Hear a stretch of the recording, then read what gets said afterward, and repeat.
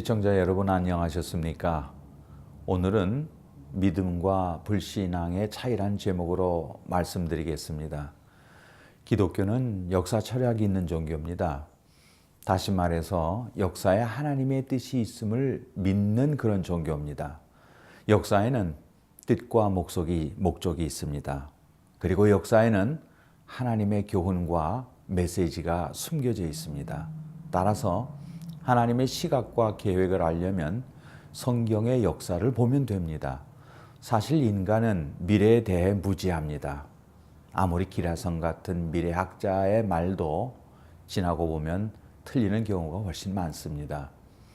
성경의 상당 부분은 역사적 기록을 담고 있는 역사서입니다.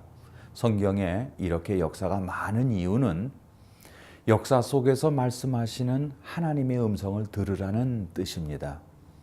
따라서 역사를 알지 못하면 성경을 이해할 수 없습니다.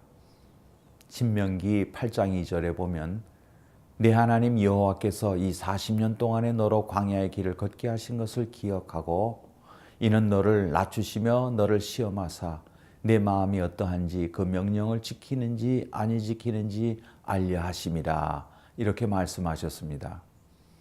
우리는 무슨 일을 하든지 역사의식을 가지고 임해야 합니다.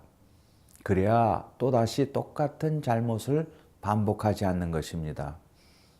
은혜뿐만 아니라 아픔도 잊지 않는 실책과 오류를 반복하지 않는 여러분이 되시기를 바랍니다.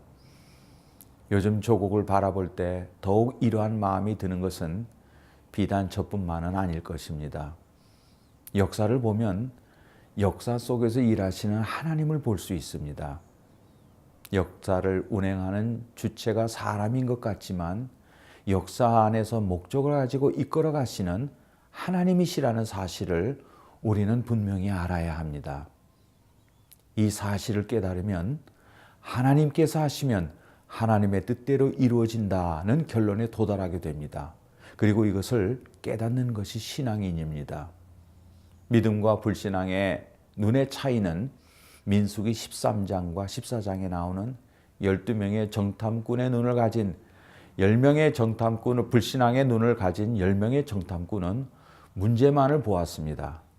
불신앙의 눈을 가지고 있는 사람들은 항상 문제를 과장합니다. 하나님은 가나안을 젖과 꿀이 흐르는 땅이라고 분명히 말씀하셨는데 그들은 거민을 삼켜버릴 땅으로 보았습니다. 그들과 비교할 때 자신들을 메뚜기로 보았습니다. 우리도 마찬가지입니다. 불신앙의 눈을 가지고 있으면 항상 시험을 과장합니다. 그래야 타협하는 이유를 둘러댈 수 있기 때문입니다.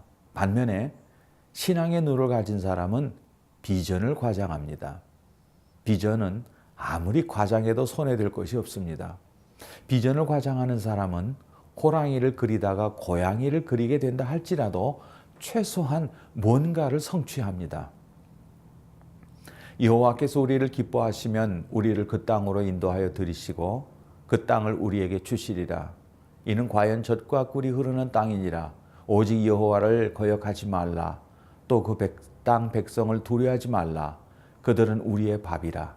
그들의 보호자는 그들에게서 떠났고 여호와는 우리와 함께 하시느니라. 민수기서 14장 8절에서 9절 말씀입니다.